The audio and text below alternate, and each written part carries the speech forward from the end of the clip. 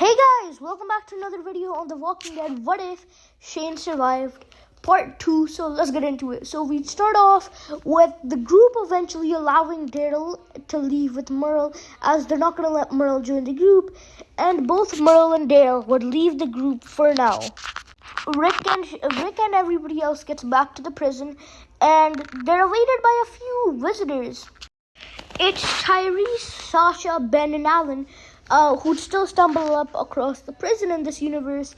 And basically, since Lori hasn't died and since nobody close to Rick has died so far, Tyrese, Sasha, Ben, and Alan all get to stay because nobody's really died. Tyrese and his group would be thankful to our group, and instead of Axel talking to Carol in this universe, it would be Big Tiny, and Big Tiny would be telling stories of I'm not sure if he had any kids. So, let's just say he had kids. So he's talking about how his kids were and while he's talking, boom, he's shot in the head. And this time, I know his whole head's off in this picture, but let's just act like it's just a gunshot in the head. And right after, Big Tiny would die right there after being shot. And the individual who shot Big Tiny was the governor, and the governor would continue shooting at the people in the prison like our group. And after being shot, Big Tiny would lie motionless on the ground, and Carol would take cover behind his body like she did to Axel's body. And while Rick is being attacked by the walkers, the governor and his people would leave the group to fight. Merle would come in and save Rick's life. And after being saved, Rick would see and look over at Merle and Daryl, and then the three of them would stand right there and wait for the walkers to come towards them, and they'd all take down the walkers.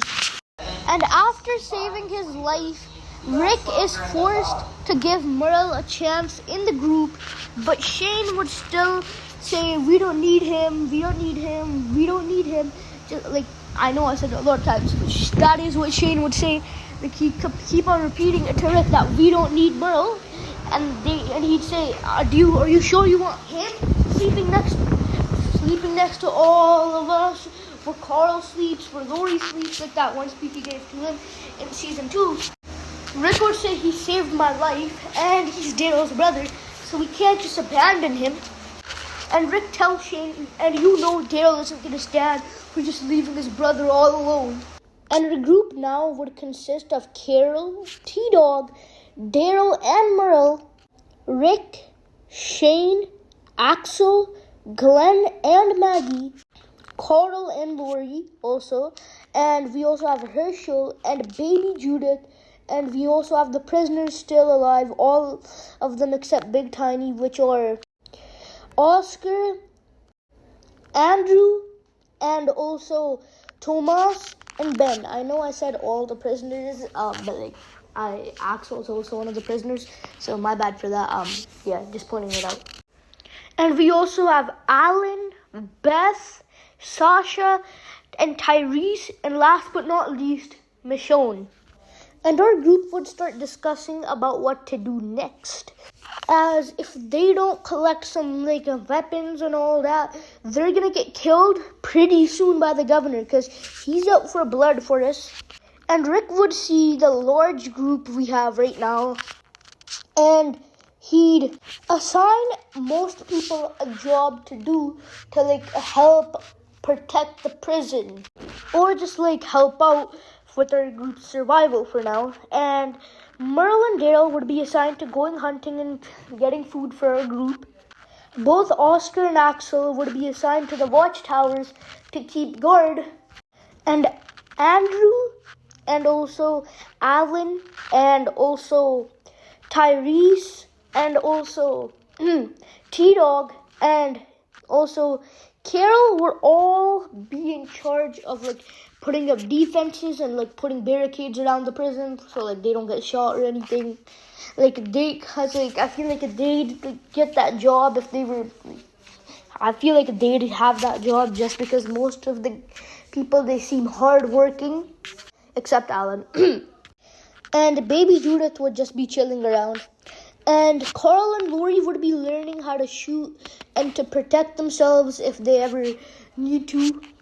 Michonne would be in charge of getting baby formula for little Judith, because I feel like she's still probably going to care a lot about Judith as she sees Andre in Judith, basically. And basically, she'd be taking care of Judith as Lori and Carl are learning to protect themselves. And Glenn and Maggie would both be on supply runs, basically for the group, for anything they need. And Sasha is the group sharpshooter. Like, whenever there's too many walkers at the fences, she's the one who takes them out. And Beth would basically also be taking care of little Judith, as she did in the original for basically the whole season. And for Ben, he'd really just be doing nothing. And Herschel would continue being the doctor for the group, basically the medic, like, you know. And in this universe, instead of Rick, Michonne, and Carl going to King County to get some ammo and stuff like that, like guns and stuff, instead of them, it would be Rick and Shane and Lori and Carl, the four closest people in the whole group. And they'd still see the hitchhiker on the side of the road, and they'd still leave him to die. That doesn't change. I still think they would just leave him just because they don't want any more mouths to feed, even though, like, Rick is still a really good person in this universe. He just, like, first of all, he doesn't want to bring any more strangers inside of the group, like, that could harm them in any way. And just because mainly that they don't want another mouth to feed. So the hitchhiker will still end up dying later on. Like how we found out at the end of the episode that he died. It would be the same thing here. And eventually then Rick, Shane, Carl, and Lori all arrive to King County. They'd start getting shot at. But anyways guys, that'll be it for today everybody. Hope you guys enjoyed, and bye-bye!